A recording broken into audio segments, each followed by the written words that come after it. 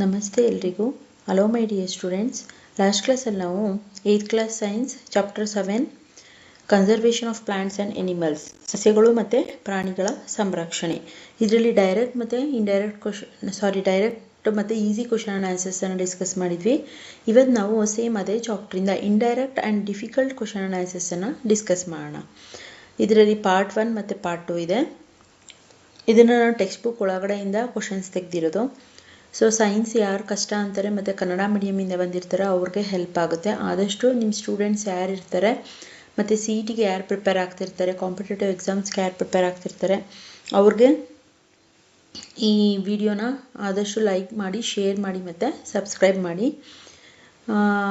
ನನ್ನದೇ ಇನ್ನೊಂದು ಚಾನಲ್ ಇದೆ, ಸೈನ್ಸ್ ವಂಡರ್ ಅಂತ. ಅದರಲ್ಲಿ ಕನ್ನಡದು ಫುಲ್ ಸೈನ್ಸ್ ಪಾಠಗಳದ್ದು ಇಂಗ್ಲೀಷಿಂದ ಕನ್ನಡಕ್ಕೆ ಫುಲ್ ಎಕ್ಸ್ಪ್ಲನೇಷನ್ ಇದೆ. ನಿಮಗೆ ಅದರದ್ದು ರೆಫರೆನ್ಸ್ ಬೇಕು ಅಂದರೆ ಲಿಂಕಲ್ಲಿ ಕೊಟ್ಟಿರ್ತೀನಿ, ಬಯೋನಲ್ಲಿ ಕೊಟ್ಟಿರ್ತೀನಿ ಲಿಂಕು, ನೀವು ಅಲ್ಲೋಗಿ ಚೆಕ್ ಮಾಡ್ಕೋಬೋದು. ಸೊ ನಾವು let's we start the class. First question, write the difference between flora and fauna. ಇಲ್ಲಿ ಫಸ್ಟ್ ಕ್ವಶನ್ ಏನಿದೆ, right the difference between flora and fauna. Flora ಅಂದರೆ ಇಲ್ಲಿ ಸಸ್ಯವರ್ಗ, ಫಾನಾ ಅಂದರೆ ಪ್ರಾಣಿ ವರ್ಗ. ಲಾಸ್ಟ್ ಕ್ಲಾಸಲ್ಲೇ ಇದ್ರದ್ದು ವಿವರಣೆ ಹೇಳಿದ್ದೀನಿ ನಾನು. ಅದರದ್ದು ಡಿಫ್ರೆನ್ಸ್ ಥರನೂ ಕೇಳ್ಬೋದು. ಸಸ್ಯವರ್ಗ ಮತ್ತು ಪ್ರಾಣಿ ವರ್ಗದ ಬಗ್ಗೆ ವ್ಯತ್ಯಾಸವನ್ನು ಬರೆಯಿರಿ ಅಂತ ಕ್ವಶನ್ ಇದೆ. Okay, see the answer. Flora ಅಂದರೆ ಸಸ್ಯವರ್ಗ, ನೀವು ಬ್ರ್ಯಾಕೆಟಲ್ಲಿ ಬೇಕಾದ್ರೆ ಹಾಕೋಬೋದು, ಇಲ್ಲ ಇಲ್ಲಿ ನಾನು ಮೆನ್ಷನ್ ಮಾಡಿದ್ದೀನಿ. ಫಾನಾ ಅಂದರೆ ಪ್ರಾಣಿ ವರ್ಗ. Flora refers to all the plant life found in a specific area. ಹಾಗಂದ್ರೆ ಏನು? ಫ್ಲೋರಾ ಅಂದರೆ ಸಸ್ಯವರ್ಗವು ಒಂದು ನಿರ್ದಿಷ್ಟ ಪ್ರದೇಶದಲ್ಲಿ ಕಂಡುಬರುವ ಎಲ್ಲ ಸಸ್ಯ ಜೀವಿ ಸಂಕುಲವನ್ನು ಸೂಚಿಸುತ್ತೆ ಫ್ಲೋರಾ ಅನ್ನೋದು. Second one, example, a region including trees, shrubs, grasses and flowers called flora.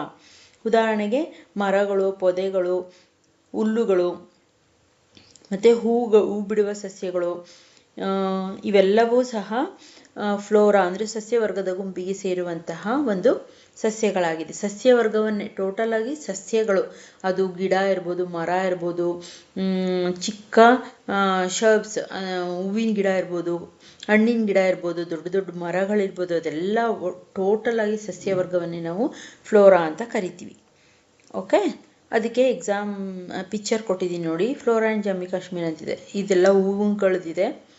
ಸಸ್ಯವರ್ಗವನ್ನು ಪೂರ್ತಿಯಾಗಿ ನಾವು ಫ್ಲೋರಾ ಗುಂಪಿಗೆ ಸೇರಿಸ್ತೀವಿ. ಆ್ಯಂಡ್ ಸಿ ದ ಫಾನಾ ಅಂದರೆ ಪ್ರಾಣಿ ವರ್ಗ. Fauna refers to all the animal life in specific area. ಅದನ್ನೇ ಹೇಳಿದ್ದಾರೆ ಅವರು. ಇಲ್ಲಿ ಪ್ರಾಣಿ ಸಂಕುಲ ಅಂದರೆ ಪ್ರಾಣಿ ಸಂಕುಲವು ಒಂದು ನಿರ್ದಿಷ್ಟ ಪ್ರದೇಶದಲ್ಲಿ ವಾಸಿಸುವ ಎಲ್ಲ ಪ್ರಾಣಿಗಳನ್ನು ಸೂಚಿಸುತ್ತದೆ. ಅದೇ ಫಾನಾ. ಇಲ್ಲಿ ಡಾರ್ಕ್ ರೆಡ್ಡಲ್ಲಿ ಮೆನ್ಷನ್ ಮಾಡಿದ್ದೀನಿ. ಪ್ಲಾಂಟ್ ಗುಂಪಿಗೆ ಸೇರಿದ್ರೆ ಫ್ಲೋರಾ, ಎನಿಮಲ್ ಗುಂಪಿಗೆ ಸೇರಿದ್ರೆ fauna. Example, a region includes mammals, birds, reptiles and insects called A fauna. ಅಂದರೆ ಪ್ರಾಣಿಗಳು ಎಂದು ಕರೆಯಲ್ಪಡುವಂತಹ ಸಸ್ತನಿಗಳು. ಮ್ಯಾಮಲ್ಸ್ ಅಂದರೆ ಸಸ್ತನಿ, ಬರ್ಡ್ಸ್ ಅಂದರೆ ಪಕ್ಷಿ, ರೆಪ್ಟೈಲ್ಸ್ ಅಂದರೆ ಸರೀಸೃಪಗಳು, ಇನ್ಸೆಕ್ಟ್ಸ್ ಅಂದರೆ ಕೀಟಗಳು. ಇವೆಲ್ಲವೂ ಸಹ ಪ್ರಾಣಿಗಳು ಅಂತ ನಾವೇನು ಕರಿತೀವಿ ಅದೆಲ್ಲ ಒಂದು ಗುಂಪು, ಅದು ಫಾನಾ. ಸಸ್ಯಗಳು ಅಂತ ಏನಂತ ಕರಿತೀವಿ ಅದೆಲ್ಲ ಒಂದು ಗುಂಪು, ಅದು ಫ್ಲೋರಾ. ಅದಕ್ಕೆ ಎಕ್ಸಾಂಪಲ್ ಇಲ್ಲಿದೆ ನೋಡಿ ಪಿಕ್ಚರಲ್ಲಿ. ಪ್ರಾಣಿ ವರ್ಗ ಇದೆಲ್ಲ, ಬರ್ಡ್ಸ್ ಇದೆ, ಮ್ಯಾಮಲ್ಸ್ ಇದೆ, ರೆಪ್ಟೈಲ್ಸ್ ಇದೆ. ಸೊ ಇದೆಲ್ಲ ಪ್ರಾಣಿ ವರ್ಗಕ್ಕೆ ಸೇರೋದು. ಇದು ಫ್ಲೋರಾ ಮತ್ತು ಫಾನಾಗಿರುವಂತಹ ಡಿಫ್ರೆನ್ಸ್. ಈ ರೀತಿಯಲ್ಲೂ ಕ್ವಶನ್ ಕೇಳ್ಬೋದು, write the difference between flora and fauna ಅಂತ.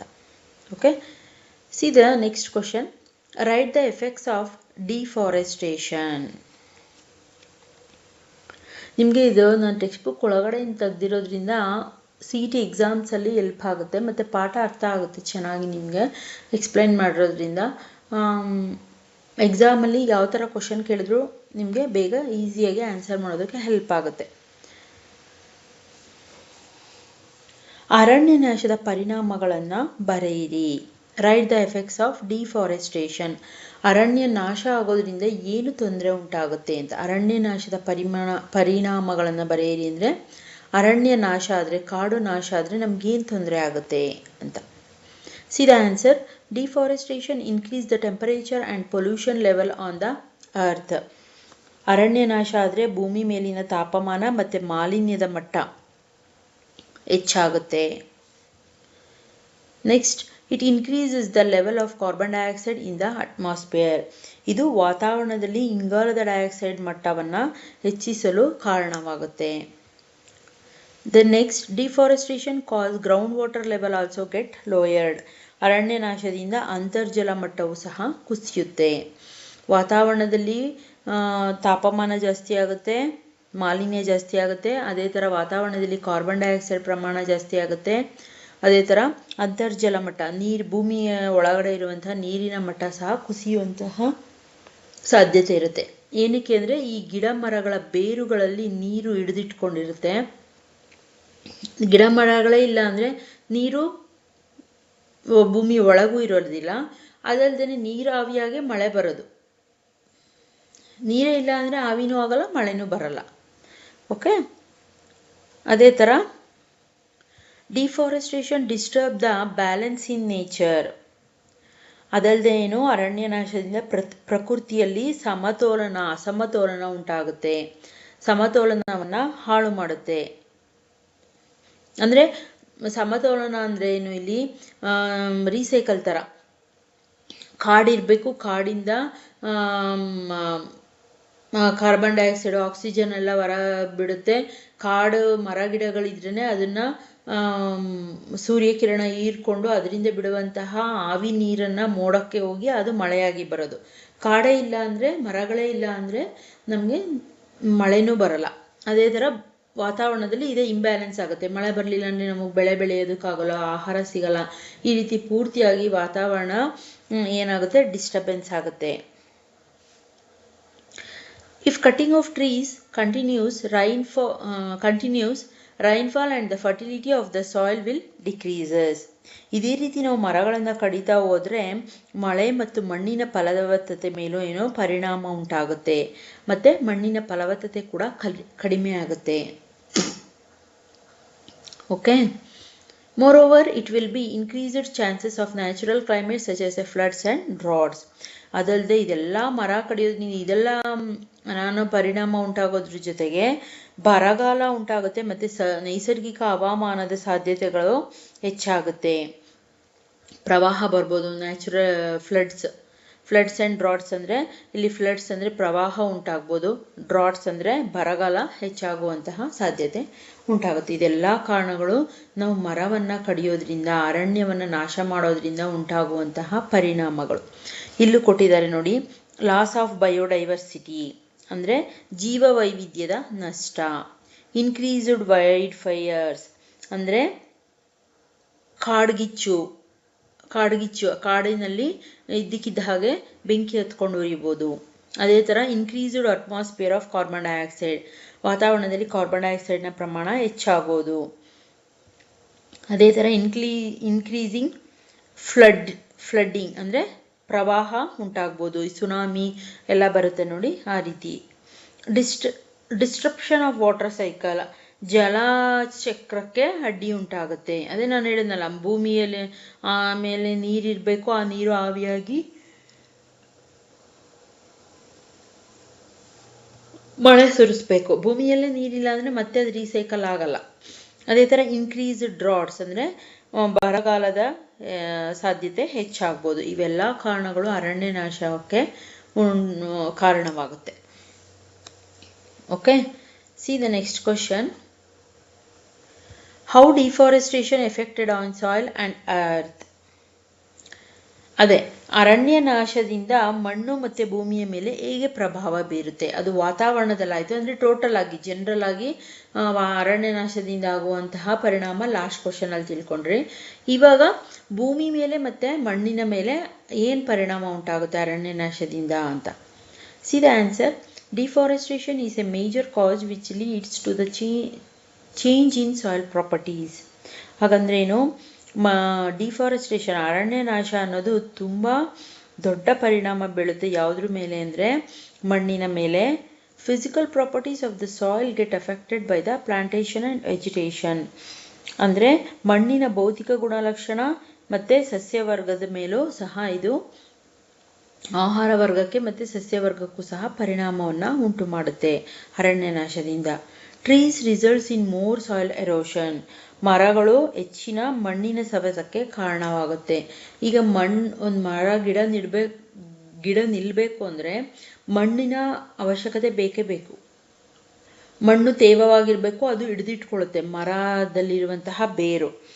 ಅದೇ ನೀವು ಮಣ್ಣೆಲ್ಲ ಡ್ರೈ ಆಗಿಬಿಟ್ರೆ, ಒಣಗೋಗ್ಬಿಟ್ರೆ ಮರಗಳು ನಿಲ್ಲೋದಕ್ಕೆ ಆಗೋದಿಲ್ಲ, ಹಿಡಿದಿಟ್ಕೊಳ್ಳೋದಕ್ಕೆ ಸಾಧ್ಯ ಆಗೋದಿಲ್ಲ. ಅದನ್ನೇ the results is more soil erosion, ಮಣ್ಣಿನ ಸವೆತ ಹೆಚ್ಚಾಗುತ್ತೆ. Removal of top layer of the soil exposes the lower hard and rocky layers. ಮಣ್ಣಿನ ಮೇಲ್ಪದರ ತೆಗೆದು ಹಾಕೋದ್ರಿಂದ ಗಟ್ಟಿಯಾದಂತಹ ಮತ್ತು ಕಲ್ಲಿನ ಪದರಗಳು ತೆರೆದುಕೊಳ್ಳುತ್ತೆ. ನೀವು ಅಬ್ಸರ್ವ್ ಮಾಡಿ, ಮಣ್ಣಿನಲ್ಲಿ ಮೇಲ್ಪದರ, ಒಳಪದರ, ಮಧ್ಯದ ಪದರ, ಒಳಪದರ ಅಂತಿರುತ್ತೆ. ನೀವು ಇವಾಗ ಗಿಡಗಳೆಲ್ಲ ನೆಟ್ಟಿರೋದು ಮೇಲ್ಪದರದಲ್ಲಿ ನಾವು ನೋಡೋದು. ಆ ಗಿಡ ಬೇರು ಹೋಗಿರುತ್ತಲ್ಲ, ಅದ್ರ ನೆಕ್ಸ್ಟ್ ನೀವು ಮಣ್ಣನ್ನು ಅಗ್ಯಕ್ಕೆ ಹೋಗಿ ಕೆಳಗಡೆ ಕಲ್ಲಿರುತ್ತೆ. ಯಾರು ಬಾವಿ ತೆಗ್ಸಿರ್ತಾರೆ ಅಥವಾ ಮನೆ ಕಟ್ಟಬೇಕಾದ್ರೆ ಬಾವಿಗಳು ತೆಗ್ಸಿರ್ತಾರೋ ಅಲ್ಲಿ ನೀವು ನೋಡ್ಬೋದು, ಮೊದಲನೇ ಪದರದಲ್ಲಿ ಒಂದಷ್ಟು ಇಂಚು, ಒಂದು 5 ಕಿಲೋಮೀಟರ್, ಒಂದು 10-15-100 ಅಡಿಯಷ್ಟು, ಅಂದರೆ ಒಂದು 20-30 ಅಡಿಯಷ್ಟು ಮಣ್ಣಿರುತ್ತೆ. ಆಮೇಲೆ ಇನ್ನು ನೆಕ್ಸ್ಟ್ ಎಲ್ಲ ಕಲ್ಲೇ ಇರುತ್ತೆ ಮಧ್ಯದ ಪದರದಲ್ಲಿ. ಇಲ್ಲೂ ಅಷ್ಟೇ ಮೇಲಿನ ಪದರ ಲಾಸ್ ಆಗೋದ್ರೆ ಮೇಲ್ಪದರ, ಕೆಳಗಡೆ ಹಾರ್ಡ್ ಮತ್ತು ರಾಕಿ ಲೇಯರ್ಸ್, ನಮಗೆ ಕಲ್ಲು ಮತ್ತು ಗಟ್ಟಿಯಾದಂಥ ಪದರ ತೆರೆದುಕೊಳ್ಳುತ್ತೆ. ಅಲ್ಲಿ ನಾವು ಸಸ್ಯಗಳನ್ನು ನೆಡೋದಕ್ಕಾಗೋದಿಲ್ಲ, ಬೆಳೆಯನ್ನು ಬೆಳೆಯೋದಕ್ಕಾಗೋದಿಲ್ಲ. Deforestation also leads to a decrease in the movement of water from the soil. ಈ ಅರಣ್ಯನಾಶದಿಂದ ಇನ್ನೊಂದೇನಾಗುತ್ತೆ, ಮಣ್ಣಿನ ನೀರಿನ ಚಲನೆಯನ್ನು ಇಳಿಕೆ ಆಗೋದಕ್ಕೆ ಕಾರಣ ಆಗುತ್ತೆ. ಮಣ್ಣು ಸುಲಭವಾಗಿದ್ದರೆ ನೀರು ಒಂದು ಕಡೆಯಿಂದ ಮತ್ತೊಂದು ಕಡೆಗೆ ಈಸಿಯಾಗಿ ಚಲಿಸ್ಬೋದು. ಮಣ್ಣು ಗಟ್ಟಿಯಾಗ್ಬಿಟ್ರೆ ಅಥವಾ ಕಲ್ಲುಗಳಿದ್ರೆ ನೀರಿನ ಚಲನೆಯೂ ಸಹ ಕಷ್ಟ ಆಗುತ್ತೆ. ಅದೇ ಥರ the movement of water from the soil surface into the ground is reduced. ಅದೇ ಥರ ಮಣ್ಣಿನ ಮೇಲ್ಮೈಯಿಂದ ನೆಲಕ್ಕೆ ನೀರಿನ ಚಲನೆ ಕಡಿಮೆ ಆಗುತ್ತೆ. ಮೇಲೆ ಮಣ್ಣಿದ್ರೆ ಕೆಳಗೆ ಈಸಿಯಾಗಿ ನೀರು ಬರುತ್ತೆ. ಮೇಲೆ ಮಣ್ಣಿಲ್ಲ ಅಂದರೆ ಕಲ್ಲನ್ನು ದಾಟಿ ನೀರು ಬರೋದು ತುಂಬ ಕಷ್ಟ ಆಗುತ್ತೆ. ಗ್ರೌಂಡ್ ಈಸ್ ರೆಡ್ಯೂಸ್ಡ್ ಅಂದರೆ ಒಳಭಾಗಕ್ಕೆ ನೀರು ಹೋಗೋದಕ್ಕೂ ಸಹ ಕಷ್ಟ ಆಗುತ್ತೆ. The soil like nutrient content, texture etcetera. ಅದೇ ಥರ ಮಣ್ಣಿನಲ್ಲಿರುವಂತಹ ಪೋಷಕಾಂಶಗಳ ಪ್ರಮಾಣನೂ ಸಹ ಕಡಿಮೆ ಆಗುವಂತಹ ಸಾಧ್ಯತೆ ಇರುತ್ತೆ. And it also change because of the deforestation. ಏನಕ್ಕೆ ಅಂದರೆ ಮಣ್ಣಿನಲ್ಲಿ ನೀವು ಪೋಷಕಾಂಶಗಳ ಕಡಿಮೆ ಆಗುತ್ತೆ ಅಂದರೆ ಮೇಲ್ಮಣ್ಣು ಕೊಚ್ಚಿ ಹೋದರೆ, ಬರಗಾಲ ಬಂದರೆ ಮೇಲ್ಮಣ್ಣು ಕೊಚ್ಚಿ ಹೋಗುತ್ತೆ. ಅದೆಲ್ಲ ಮಣ್ಣು ಡ್ರೈ ಆದ್ರೇನು ಅದರಲ್ಲಿ ಪೋಷಕಾಂಶಗಳು ಕಾಣೋದಿಲ್ಲ, ಅದ್ರ ಕೊರತೆ ಉಂಟಾಗುತ್ತೆ. ಇವೆಲ್ಲ ಕಾರಣಗಳು ಎಫೆಕ್ಟ್ಸ್ ಆಫ್ ಡಿಫಾರೆಸ್ಟೇಷನ್ ಮಣ್ಣಿನ ಮೇಲೆ ಉಂಟಾಗ್ಬೋದು. ಯಾವುದು? ಹಸಿರುಮನೆ ಪರಿಣಾಮ ಉಂಟಾಗ್ಬೋದು, ಅಂದರೆ green house effect. Soil erosion effect ಅಂದರೆ ಮಣ್ಣಿನ ಸವೆತ ಉಂಟಾಗ್ಬೋದು. ಎಫೆಕ್ಟ್ಸ್ ಓಝೋನ್ ಲೇಯರ್, ಇದು ಓಝೋನ್ ಪದರದ ಮೇಲೂ ಸಹ ಪರಿಣಾಮ ಬೀಳುತ್ತೆ. ಅಸಿಡಿಕ್ ಓಷನ್, ಆಮ್ಲೀಯ ಸಾಗರ ಆಗ್ಬಿಡ್ಬೋದು. ಇವಾಗ ಆಲ್ರೆಡಿ ಉಪ್ಪು ಎಲ್ಲ ನದಿ, ಕೆರೆ, ಎಲ್ಲ ನೀರು ಸೇರಿಕೊಂಡು ನದಿ ನೀರು ಉಪ್ಪಾಗ್ತಿದೆ. ಆ ಉಪ್ಪಾದರೆ ಪರವಾಗಿಲ್ಲ, ಅದು ಅಸಿಡಿಕ್ ಆಮ್ಲೀಯ ಆಗಿಬಿಟ್ರೆ ನಾವು ತುಂಬ ಕಷ್ಟ ಆಗುತ್ತೆ. ಎಫೆಕ್ಟ್ಸ್ ಆಫ್ ವೈಲ್ಡ್ ಲೈಫ್, ಅದೇ ಥರ ಪ್ರಾಣಿಗಳಿಗೂ ವನ್ಯಜೀವಿಗಳಿಗೂ ಸಹ ಪರಿಣಾಮ ಆಗುತ್ತೆ. ಲೀಡ್ಸ್ ಟು ಡ್ರಾಟ್ಸ್ ಅಂದರೆ ಬರಗಾಲಕ್ಕೆ ಕಾರಣ ಆಗುತ್ತೆ. ಈ ಥರ ಬರಗಾಲ ಇದ್ದರೆ, ಮಣ್ಣೆಲ್ಲ ಡ್ರೈ ಆಗಿದ್ರೆ ನಾವು ಬೆಳೆ ಬೆಳೆಯೋದಕ್ಕಾಗೋದಿಲ್ಲ, ನಮ್ಗೆ ಆಹಾರ ಸಿಗೋದಿಲ್ಲ. ಅದೇ ಥರ ಪ್ರಾಣಿ ಪಕ್ಷಿಗಳಿಗೂ ಸಹ ಒಂದೊಂದು ಸಸ್ಯಾಹಾರಿ ಪ್ರಾಣಿಗಳಿರ್ತವೆ, ಮಾಂಸಾಹಾರಿ ಪ್ರಾಣಿಗಳಿರ್ತವೆ. ಸಸ್ಯಾಹಾರಿ ಪ್ರಾಣಿಗಳಿಗೆ ಸಸ್ಯಗಳೇ ತಿನ್ನೋದಕ್ಕೆ ಸಿಗಲಿಲ್ಲ, ಮಳೆ ಬರಲಿಲ್ಲ ಅಂತ ಅಂದರೆ ಆ ಪ್ರಾಣಿಗಳು ಸತ್ತೋಗ್ತವೆ. ಅವೇ ಇರಲ್ಲ ಅಂದಮೇಲೆ ಮಾಂಸಾಹಾರಿ ಪ್ರಾಣಿಗಳಿಗೂ ಸಸ್ಯಾಹಾರಿ ಪ್ರಾಣಿಗಳು ಸಿಗೋದಿಲ್ಲ, ಅವು ಸತ್ತೋಗ್ತವೆ. ಇದರಿಂದ ಎಫೆಕ್ಟ್ ಆಗ್ಬೋದು. ಇದೆಲ್ಲ ಪರಿಣಾಮಗಳು ಕಾಡಿನ ನಾಶದಿಂದ ಉಂಟಾಗುತ್ತೆ. Okay, see the next question. How and what decision government take for conserve the wildlife forest? ಹಾಗಂದ್ರೆ ಏನರ್ಥ? ವನ್ಯಜೀವಿ ಸಂರಕ್ಷಣೆಗಾಗಿ ವನ್ಯಜೀವಿ ಸಂರಕ್ಷಣೆ ಅರಣ್ಯಕ್ಕಾಗಿ ಸರ್ಕಾರ ಯಾವ ಮತ್ತು ಹೇಗೆ ನಿರ್ಧಾರವನ್ನು ತೆಗೆದುಕೊಂಡಿದೆ? ಈ ವನ್ಯಜೀವಿಗಳು ಮತ್ತು ಕಾಡನ್ನು ಸಂರಕ್ಷಿಸೋದಕ್ಕೆ ಸರ್ಕಾರ ಏನು ಕ್ರಮ ಕೈಗೊಂಡಿದೆ ಅಂತ question. See the answer. Government agencies also take care of the forest and animals. ಸರ್ಕಾರಿ ಸಂಸ್ಥೆಗಳು ಸಹ ಅರಣ್ಯಗಳು ಮತ್ತು ಪ್ರಾಣಿಗಳನ್ನು ದತ್ತು ತೆಗೆದುಕೊಳ್ಳೋದು ಅಂದರೆ ಅವುಗಳನ್ನು ನೋಡಿಕೊಳ್ಳುವಂತಹ ಕೆಲಸಗಳನ್ನು ಮಾಡ್ತಾ ಇದೆ ಎಷ್ಟೊಂದು ಗೌರ್ನಮೆಂಟ್ ಏಜೆನ್ಸಿಗಳು. The government lay down rules, methods and policies to protect and conserve them. ಅದಲ್ಲದೆ ಸರ್ಕಾರವು ಸಹ ಆ ಪ್ರಾಣಿಗಳನ್ನು ರಕ್ಷಿಸೋದಕ್ಕೆ ಸಂರಕ್ಷಿಸೋದಕ್ಕೆ ಹಲವಾರು ನಿಯಮಗಳು ಮತ್ತು ವಿಧಾನಗಳು ಮತ್ತು ನೀತಿಗಳನ್ನು ರೂಪಿಸಿದೆ. ಅದಲ್ಲದೆ wild life sanctuaries, natural parks, biosphere reserves, etc. are protected areas for conservation of plants and animals present in that area. ಅದಲ್ಲದೆ ಏನು ವನ್ಯಜೀವಿ ಅಭಯಾರಣ್ಯಗಳು, ನೈಸರ್ಗಿಕ ಉದ್ಯಾನವನಗಳು, ಜೀವಗೋಳ ಮೀಸಲು ಪ್ರದೇಶಗಳು ಇತ್ಯಾದಿ ಹಲವು ಪ್ರದೇಶಗಳಿರುವಂತಹ ಸಸ್ಯಗಳು ಮತ್ತು ಪ್ರಾಣಿಗಳನ್ನು ಸಂರಕ್ಷಣೆ ಮಾಡೋದಕ್ಕೇನೆ ಸರ್ಕಾರ ಇವುಗಳನ್ನು ಮೇಂಟೈನ್ ಮಾಡ್ತಾ ಇದೆ. ಅಂದರೆ ವನ್ಯಜೀವಿ ಅಭಯಾರಣ್ಯಗಳನ್ನು, ನೈಸರ್ಗಿಕ ಉದ್ಯಾನವನಗಳಲ್ಲಿ ಯಾವುದೇ ಪ್ರಾಣಿ ಪಕ್ಷಿಗಳಿಗೆ ತೊಂದರೆ ಮಾಡಬಾರ್ದು ಅನ್ನುವಂತಹ ನಿಯಮಗಳನ್ನು ಸರ್ಕಾರ ರೂಪಿಸಿದೆ. ವಿಶ್ವ ವನ್ಯಜೀವಿ ಸಂರಕ್ಷಣಾ ದಿನ ಅಂತಲೂ ಒಂದು ಕಾಯ್ದೆಯನ್ನು ತಂದು ಆ ದಿನದಂದು ಏನೇನು ಮಾಡಬೇಕು, ವನ್ಯಜೀವಿಗಳನ್ನು ಸಂರಕ್ಷಣೆ ಮಾಡೋದಕ್ಕೆ ಏನು ಮಾಡಬೇಕು, ಕಾಡನ್ನು ಉಳಿಸ್ಕೊಳ್ಳೋದಕ್ಕೆ ಏನು ಮಾಡಬೇಕು, ಕಾಡಿನ ನಾಶವನ್ನು ಹೇಗೆ ತಡೆಗಟ್ಟಬೇಕು, ಇದೆಲ್ಲದರ ಬಗ್ಗೆ ಆ ದಿನ ಚರ್ಚೆ ಆಗುತ್ತೆ. ಅದೇ ಥರ ಇಲ್ಲಿ ಕ್ರಮವನ್ನು ಕೈಗೊಳ್ತಾ ಇದೆ ಸರ್ಕಾರ. ಓಕೆ, ಆದರೆ ಇಲ್ಲಿ ಒಂದು ವಿಷಯವನ್ನು ನಾವು ನೆನಪಲ್ಲಿ ಇಟ್ಕೋಬೇಕು. ಬರೀ ಸರ್ಕಾರದಿಂದ ಮಾತ್ರ ಇದನ್ನು ನಾವು ಎಕ್ಸ್ಪೆಕ್ಟ್ ಮಾಡಬಾರ್ದು, ಸರ್ಕಾರನೇ ಮಾಡಲಿ ಅಂತ. ನಾವು ಜನಸಾಮಾನ್ಯರು ಸಹ ಮರಗಿಡಗಳನ್ನು ಬೆಳೆಸೋದಕ್ಕೆ, ವನ್ಯಜೀವಿಗಳನ್ನು ರಕ್ಷಿಸೋದಕ್ಕೆ, ಕಾಡಿಗೆ ಹೋಗಿ ಆ ಕಾಡನ್ನು ನಾಶ ಮಾಡದೇ ಇರೋ ಹಾಗೆ ನಾವು ಸಹ ಕೆಲವೊಂದು ಕ್ರಮಗಳನ್ನು ತೆಗೆದುಕೊಳ್ಳುವಂಥದ್ದು ನಮ್ಮ ಕರ್ತವ್ಯವೂ ಸಹ ಆಗಿರುತ್ತೆ. ಬರೀ ಸರ್ಕಾರದ ಮೇಲೆ ನಾವು ಹೊಣೆಯನ್ನು ಹೊರಿಸೋ ಹಾಗಿಲ್ಲ, ಇದು ಜನಸಾಮಾನ್ಯರು ಮಾಡುವಂತಹ ಕರ್ತವ್ಯ. C the next question. What is the right the purpose of project tiger? ಇದು ಲಾಸ್ಟ್ ಕ್ಲಾಸಲ್ಲಿ ಹೇಳಿದ್ವಿ ಪ್ರಾಜೆಕ್ಟ್ ಟೈಗರ್ ಅನ್ನೋದೇನು ಅಂತ. ಏನು ಪರ್ಪಸ್ ಪ್ರಾಜೆಕ್ಟ್ ಟೈಗರ್ದು, ಉದ್ದೇಶ ಏನು, ಅದರ ಉದ್ದೇಶವನ್ನು ಬರೆಯಿರಿ ಅಂತ. ಪ್ರಾಜೆಕ್ಟ್ ಟೈಗರ್ನ ಉದ್ದೇಶ ಏನು ಬರೆಯಿರಿ. See the answer. Project tiger was launched by the government to protect tigers in the country. Project ಟೈಗರ್ನ ಉದ್ದೇಶವೇನು? ದೇಶದಲ್ಲಿ ಹುಲಿಗಳನ್ನು ರಕ್ಷಿಸಲು ಸರ್ಕಾರ ಕೈಗೊಂಡಿರುವಂತಹ ಒಂದು ಕ್ರಮ ಯಾವುದು? ಪ್ರಾಜೆಕ್ಟ್ ಟೈಗರ್ ಅನ್ನು ಪ್ರಾರಂಭಿಸಿದೆ. The objective of this project was to ensure the survival and maintenance of the tiger population in the tiger. ಈ ಯೋಜನೆ ಉದ್ದೇಶ ಏನಪ್ಪಾ ಅಂದರೆ ಹುಲಿಗಳ ಜನಸಂಖ್ಯೆಯನ್ನು ಉಳಿಸೋದು ಮತ್ತು ಅದನ್ನು ನಿರ್ವಹಣೆಯನ್ನು ಮಾಡೋದು, ಮೇಂಟೈನ್ ಮಾಡೋದು, ನಿರ್ವಹಣೆ ಮಾಡೋದು ಮತ್ತು ಆ ಹುಲಿಗಳ ಜನಸಂಖ್ಯೆಯನ್ನು ಹೆಚ್ಚಳ ಮಾಡೋದು ಈ ಟೈಗರ್ ಪ್ರಾಜೆಕ್ಟ್ನ ಉದ್ದೇಶ.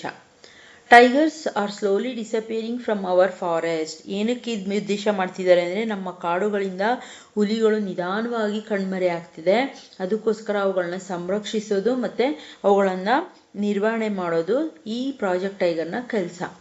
Tiger reserve is unique in the sense of that A significant increase in the population of tigers. ಅಂದರೆ ಹುಲಿ ಮೀಸಲು ಪ್ರದೇಶದಲ್ಲಿ ಹುಲಿಗಳಿರೋದು ಒಂದು ವಿಶಿಷ್ಟವಾದದ್ದು ಮತ್ತು ಗಮನಾರ್ಹವಾದಂತಹ ಸಂಗತಿ. ಅವುಗಳ ಸಂಖ್ಯೆಯನ್ನು ಹೆಚ್ಚಿಸೋದು ಸಹ ಈ ಪ್ರಾಜೆಕ್ಟ್ ಟೈಗರ್ನ ಒಂದು ಕೆಲಸ. ಓಕೆ, ಇಲ್ಲಿದೆ ನೋಡಿ, ಅದೊಂದು ಪಿಕ್ಚರು. ಪ್ರಾಜೆಕ್ಟ್ ಟೈಗರ್ ಏನೇನು ಮಾಡುತ್ತೆ ಅಂತ, ಅದರ ಕ್ರಮವನ್ನು ಯಾವಾಗ ತೆಗೆದುಕೊಂಡಿದ್ದು ಅಂತ. Project tiger launched in 1973 to protect tigers and their habitats in India.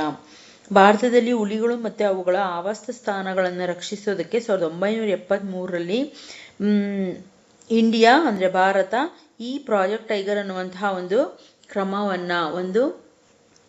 ಕಾರ್ಯಕ್ರಮವನ್ನು ಲಾಂಚ್ ಮಾಡುತ್ತೆ. Implemented by the national tiger conservation authority ಅಂದರೆ NTCA ಸಿನ್ಸ್ 2006. ಇದನ್ನು ಇಂಪ್ಲಿಮೆಂಟ್ ಮಾಡಿದ್ದು, ಜಾರಿಗೆ ತಂದಿದ್ದು ಯಾವಾಗ ಅಂದರೆ 2006ರಿಂದ ಇದು ಜಾರಿಗೆ ಬಂದಿದೆ.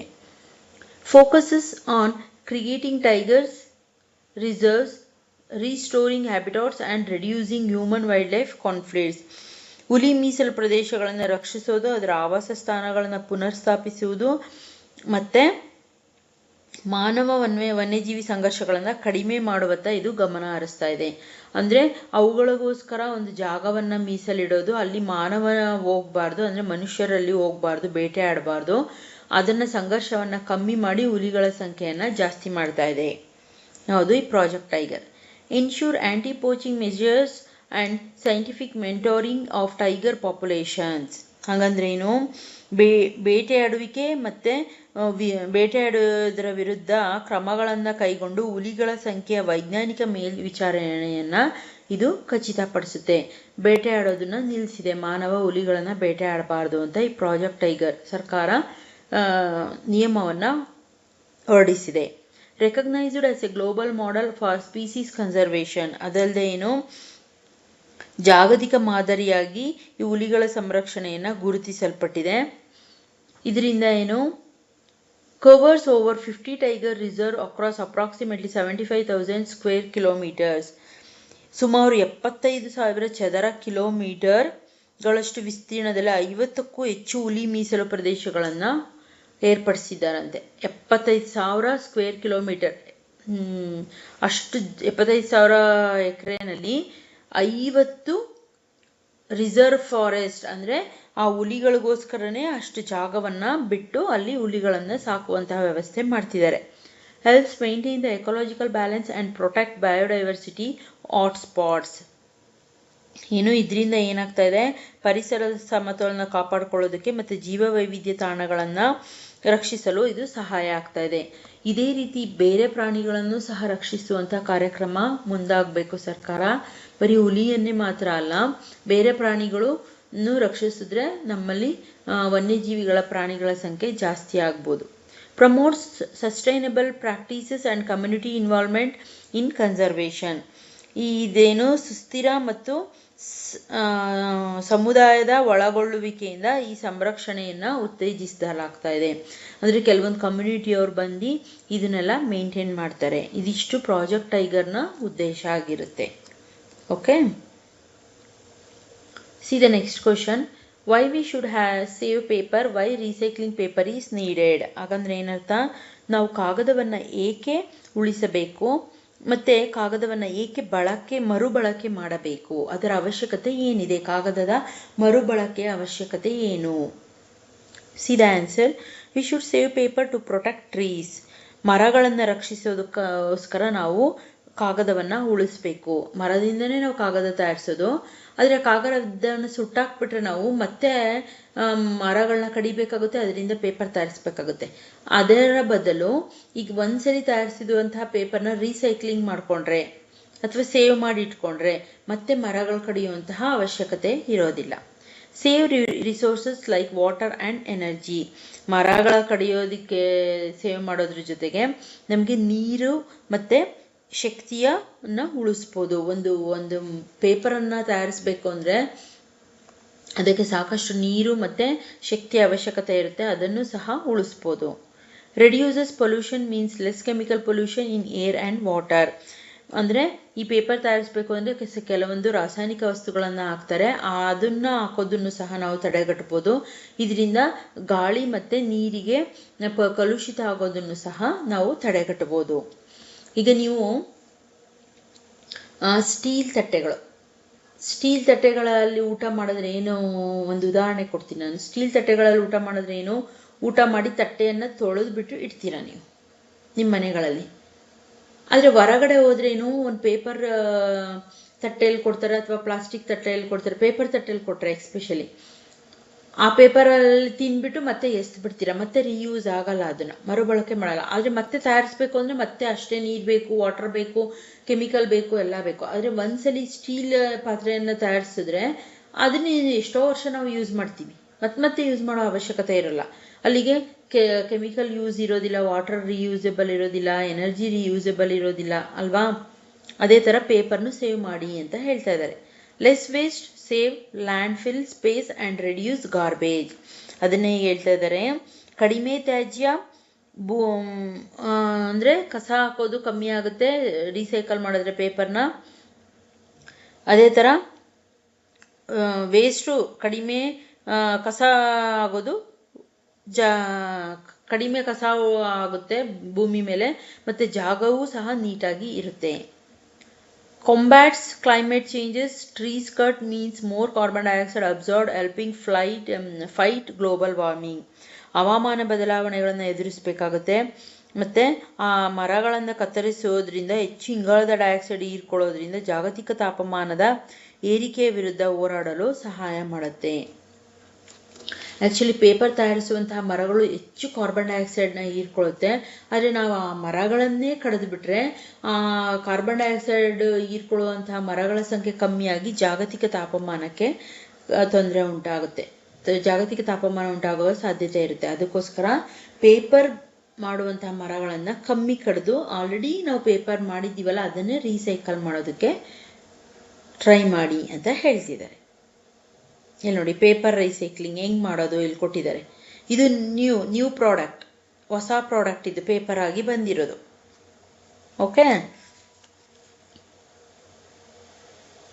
ಇಲ್ಲಿ ವೇಸ್ಟ್ ಕಲೆಕ್ಷನ್, ನೀವೆಲ್ಲ ಯೂಸ್ ಮಾಡಿದ್ಮೇಲೆ ಇದು ತ್ಯಾಜ್ಯ ಸಂಗ್ರಹಣೆ, ಡಸ್ಟ್ಬಿನ್ಗೆ ಹಾಕಿರ್ತೀರ, ಅದನ್ನೇ ಏನು ಮಾಡಬೇಕು, ಟ್ರಾನ್ಸ್ಪೋರ್ಟೇಷನ್, ಅದನ್ನು ಒಂದು ಕಡೆ ತಗೊಂಡು ಹೋಗ್ಬೇಕು. ಅದೇ ಥರ ಅದನ್ನ ವಿಂಗಡಿಸಿ ಮತ್ತೆ ಬೇಲಿಂಗ್ ಮಾಡಬೇಕು, ವಿಂಗಡಿಸ್ಬೇಕು ಅದನ್ನು. ಅದೇ ಥರ ಅದನ್ನು ಪಲ್ಪಿಂಗ್ ಮಾಡಬೇಕು, ಅಂದರೆ ಅದನ್ನು ಲೋಳೆ ಬರೋ ರೀತಿಯಲ್ಲಿ. ಮತ್ತು ಇಂಕಿಂಗ್, ಮತ್ತೆ ಅದಕ್ಕೆ ಇಂಕನ್ನು ಹಾಕಿ, ಕಲರನ್ನು ಅಂದರೆ ಕೆಮಿಕಲನ್ನು ಹಾಕಿ ಮತ್ತೆ ಡೈಯಿಂಗನ್ನು ಮಾಡಿ, ಮತ್ತು ರೀಆರ್ಗನೈಸೇಷನ್, ಅದೇ ಥರ ಮತ್ತೆ ರೀಆರ್ಗನೈಸೇಷನ್. ಇದು ಪೇಪರ್ ರೀಸೈಕ್ಲಿಂಗ್. ಹೊಸ ಪೇಪರ್ ಬಂದಿರುತ್ತೆ, ಅದನ್ನು ಡಸ್ಟ್ಬಿನ್ಗೆ ಹಾಕ್ತೀರಾ, ಅದನ್ನು ಒಂದು ಲಾರಿ ಬಂದು ತೊಗೊಂಡೋಗುತ್ತೆ. ಆ ಲಾರಿಯಿಂದ ತೊಗೊಂಡೋದ್ಮೇಲೆ ಅದನ್ನು ವಿಂಗಡಿಸ್ಬೇಕು, ಸಾರ್ಟ್ರೇಟ್ ಮಾಡಿ ಇಡಬೇಕು, ಸಾರ್ಟಿಂಗ್ ಆ್ಯಂಡ್ ಬೇಲಿಂಗ್. ಅದೇ ಥರ ಅದನ್ನು ವಾಶ್ ಮಾಡಿ ಪಲ್ಪಿಂಗ್ ಹಾಕಬೇಕು. ಅದು ಪಲ್ಪಿಂಗ್ ಆದಮೇಲೆ ಅದಕ್ಕೆ ಇಂಕಿಂಗ್ ಹಾಕಿ, ಡೈಯಿಂಗ್ ಹಾಕಿ, ಮತ್ತು ರೀಆರ್ಗನೈಸೇಷನ್, ಮತ್ತು ಪೇಪರ್ ಆಗಿ ಮಾಡ್ಬೋದು. ರೀಸೈಕಲ್ ಮಾಡ್ಬೋದಾದಂಥ ವಸ್ತುಗಳನ್ನು ರೀಸೈಕಲ್ ಮಾಡೋದೇ ಬೆಸ್ಟು. ಈಗ ಸುಟ್ಟಾಕ್ಬಿಟ್ರೆ ನೀವು ಮತ್ತೆ ಆ ಬೂದಿನ ತೊಗೊಂಡು ಪೇಪರ್ ಮಾಡೋಕ್ಕಾಗಲ್ಲ, ಅದ್ರ ಬದಲು ರೀಸೈಕಲ್ ಮಾಡೋದು ಒಳ್ಳೆಯದು. See the next question. How to save paper? ಪೇಪರನ್ನು ಹೇಗೆ ಸೇವ್ ಮಾಡೋದು? ಕಾಗದದ ಉಳಿತಾಯ ಹೇಗೆ ಮಾಡುವುದು? Use both sides of A paper sheet. ಎರಡೂ ಕಡೆ ಇರುತ್ತೆ, ಎರಡೂ ಬದಿಗಳಲ್ಲಿ ಹಾಳೆ ಇರುತ್ತೆ, ಅದನ್ನು ಬಳಸಿ ಆದಷ್ಟು. Use scrap paper for notes. ಟಿಪ್ಪಣಿಗಳಿಗೆ ಸ್ಕ್ರಾಪ್ ಪೇಪರನ್ನು ಬಳಸಿ. ಅಂದರೆ ಈಗ ಏನಾದ್ರು ನೀವು ಲಿಸ್ಟ್ ಮಾಡ್ಕೋಬೇಕು ಅಂದರೆ ಚಿಕ್ಕ ಚಿಕ್ಕ ಪುಸ್ತಕಗಳು ಬರುತ್ತೆ, ಸ್ಕ್ರಾಪ್ ಬುಕ್ ಅಂತ, ಅದನ್ನು ಬಳಸಿ. Recycled used paper. ಬಳಸಿದ ಕಾಗದವನ್ನು ಮತ್ತೆ ಮರುಬಳಕೆ ಮಾಡಿ. Use digital notes and e books.